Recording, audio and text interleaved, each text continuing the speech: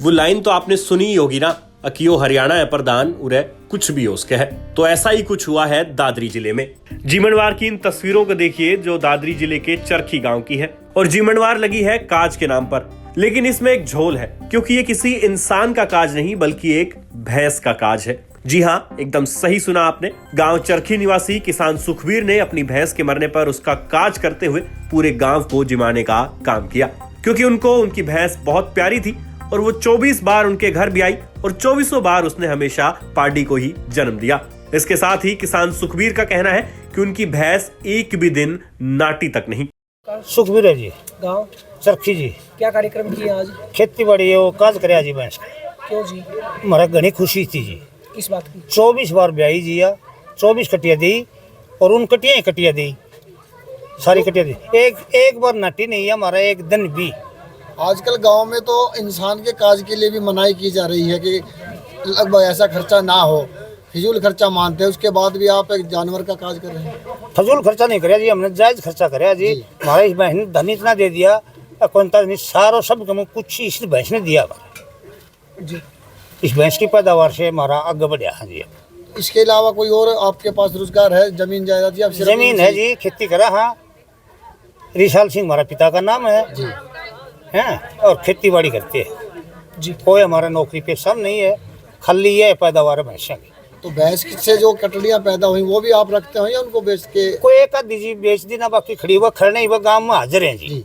किसी ने जो हमारे से ले गया उसने भी नहीं बेची है जी। तो भावनात्मक आपका जुड़ाव है जिसके हाँ, कारण इससे आपने जुड़ा आगे है काज जी। किया है। हमारा बाप का भी इससे जुड़ा हुआ था और हमारा भी इससे जुड़ा हुआ है। हमारा बाप ने भी खेती माल बाटन दी और अपनी खेती डंगरा काम करे भैंसा। तो कुछ और जो किसान है जो भैंस रखते हैं उनको कुछ कहना चाहेंगे? नहीं जी, हम किससे कुछ, हम तो ये कहना चाहूँ भाई जो काम जिसका भैंसी तुम धंधे उसको करो। भैंस के काज में आए अड़ोसी पड़ोसी भी सुखवीर और उनके परिवार का भैंस से लगाव देखकर हैरान है और उनका कहना है कि उन्होंने अपनी जिंदगी में पहले कभी भैंस के लिए किसी को ऐसा कार्यक्रम करते नहीं देखा। तस्वीरों में भी आप देख सकते हैं कि भैंस की फोटो पर ठीक वैसे ही माला लगी है जैसे किसी इंसान की मौत पर उसकी फोटो को हार पहना दिया जाता है। तस्वीर के बगल में लाडू जलेबी और तस्वीर के सामने धूप जलाई गई है और किसान सुखवीर सिंह अपनी भैंस की फोटो के आगे हाथ जोड़कर उनको नमन करते देखे जा सकते हैं। इसका बहुत बढ़िया लगाव था। 24-25 बार यह ब्याह चुकी थी। पढ़ी इस नदी से हरण को काम वैसे चल रहे थे।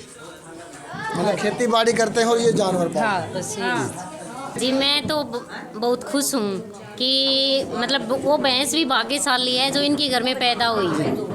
उनको ये इतना वो मिल रहा है। और आजकल तो अपने सास ससुर के बूढ़े की नहीं करते कोई, और ये एक जानवर को अपने इंसान के रूप में समझ रहे हैं। तो पहले भी कभी आपने ऐसा कोई काम मैंने देखा है? अपनी जिंदगी में भैंस के बारे में ऐसा कहीं नहीं सुना, न मैंने देखा है। पहली बार देख रही हूँ। मैं तो इनको बहुत बहुत बधाइयाँ दे रही हूँ कि आगे भी कोई ऐसा उठाए कदम।